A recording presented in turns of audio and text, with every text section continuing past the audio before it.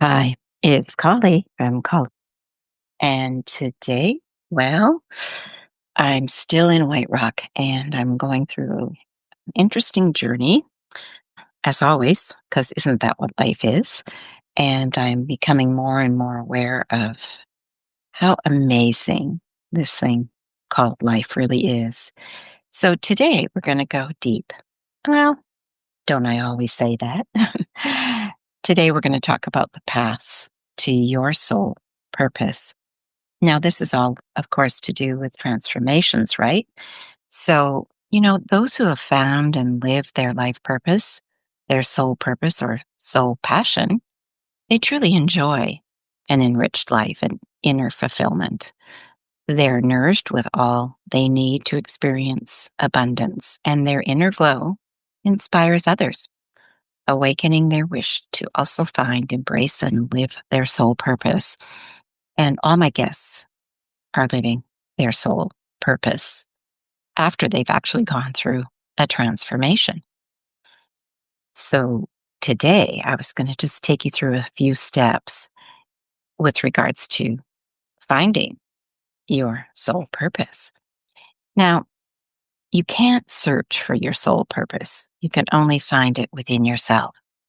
You can only let it happen because it's always there, waiting for you to finally give up your resistance to it. Yeah, that's right. The resistance. This resistance is born out of fear, which prevents you from mustering the courage to open up to and embrace your soul purpose.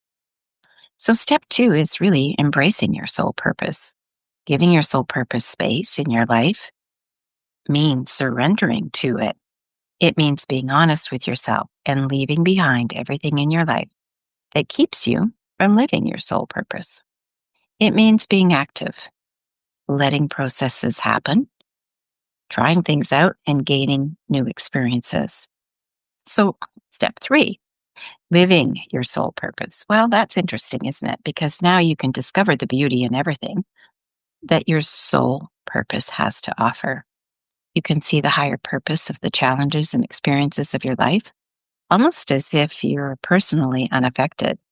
It's like stepping out of your own body and taking second position and looking down. When I fly, I always take the opportunity to be above the clouds, of course. And if there's clouds, I'm still above the earth. So I always like to use that as a way to look down upon my lifeline, my timeline. And it's amazing when you do that because you really do get a different perspective on your experiences, your challenges, and it's almost as if you're personally, like I said before, unaffected. So in return, you have that unlimited energy. You have that access in that moment to that. I know a doctor this spring actually who worked with a patient in advanced stages of cancer, and she spent most of her day, watching TV and waiting for death, and she was hoping to get more out of life. And when I was in discussion with this doctor, I said, "Well, what did she expect from you, right?" And he said, "Well, she expected help and support, right? Of course. And what about maybe something else?" And he said, "No, she just really wanted help and support." Well, there is another element to all this, and that is getting some help from a higher source. And the following question through this conversation arose in me, what is she offering life, the source, the divine in return? What is her soul purpose? You see, life doesn't work according to the principle, once I'll be healthy again, I can do blank, blank, blank.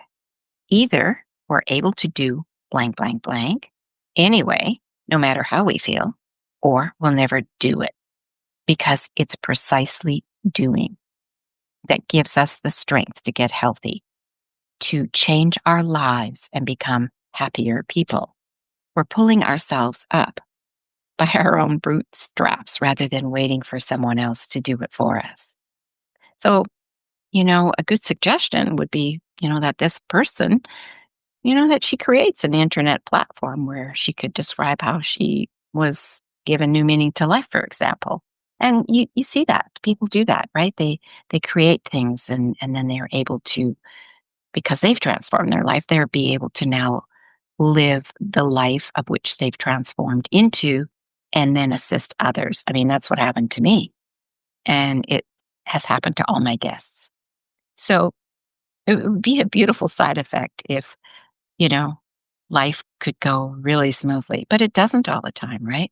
The primary effect, is that we're able to tell life what is still ours to do as an individual human here on earth. And then life will give us all we need to accomplish that. What a concept. I love it because it's true. In my work, it's always working in the field. Even when I'm not working, I'm in the field. And Einstein said it brilliantly. There is no place in this new kind of physics, both for the field and matter. For the field is the only reality. And fields are sound spaces, energy clouds, energetic states that contain a charge, and thus a directionality of focus. And the field will always, always, always win. Fields are the basic and all pervasive force. Yeah. Matter corresponds to these densified fields with tiny particles mixed in. And solid structures consist of minuscule particles that appear solid because they move at a nearly infinite speed. So, for comparison, take the image of a rotating fan, presenting an impenetrable obstacle. The fan depends on electricity, and increasing the power will make it oscillate faster.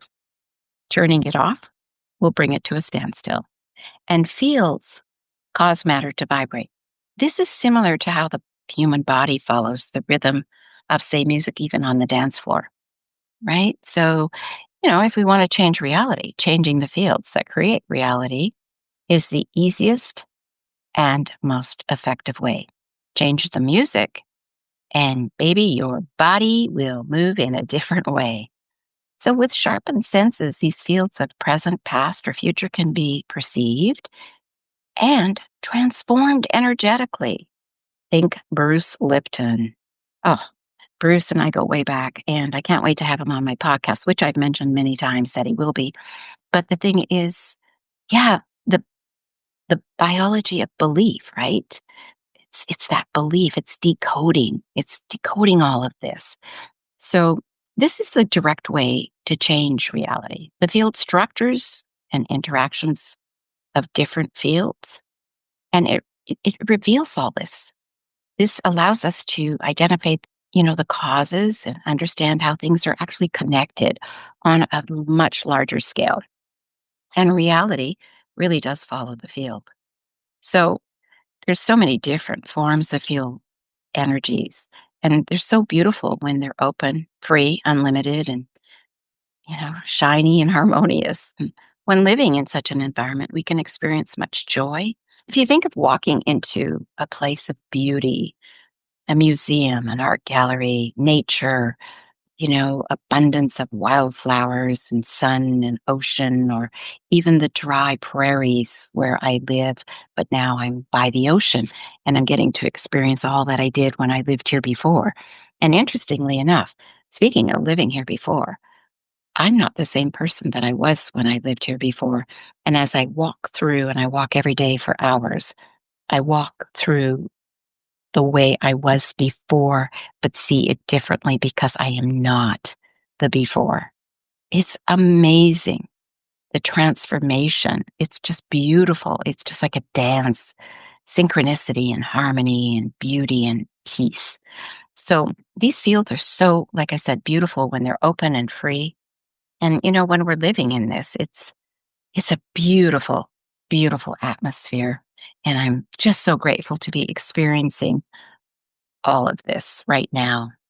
And even when I go back, it will be, I get to experience what I go through here and take it home.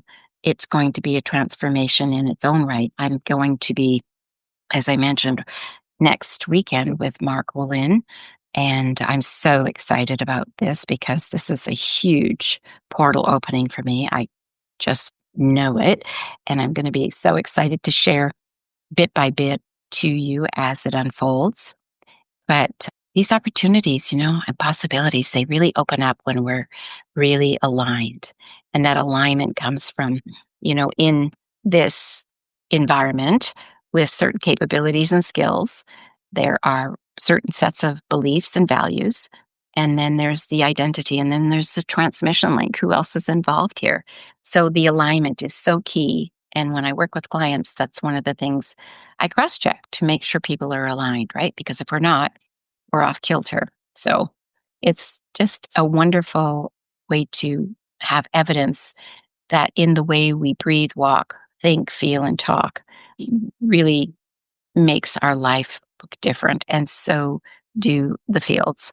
So if there's blocked energy, speaking of blocked, and it's caught in the past, burdened with patterns and imprints, deformed, loaded with guilt, for example, fear, and other junk, and linked to and intertwined with the fields of other people, well, not so good. And in addition, there's the influence of, superordinate fields in one's respective home country, the continent, as well as the global morphogenic field. And right now, we're all in a situation where there is so much collective trauma. The DNA of everyone from their homeland, their ancestral lineage is vibrating at a very, very high frequency because of mostly fear. So altogether, they often appear to be big noise with infinite disharmony. And my work is all about bringing harmony to people. So, our fields are often fragmented in different times and identities and realities.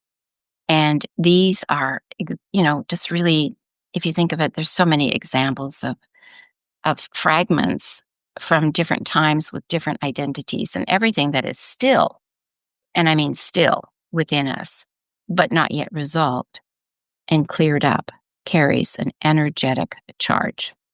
And this charge creates reality, tension, malfunction, and illness. So when you ask about all this, that's exactly what it's all about. And that's the basis of trauma.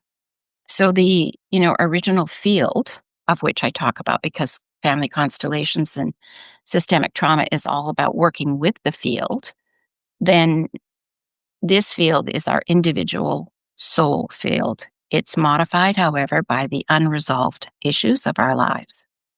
And as energetic charges, these issues recreate certain realities so that we have the opportunity, and there's always opportunity, to resolve the issues and learn something. But what happens when someone doesn't have his or own identity?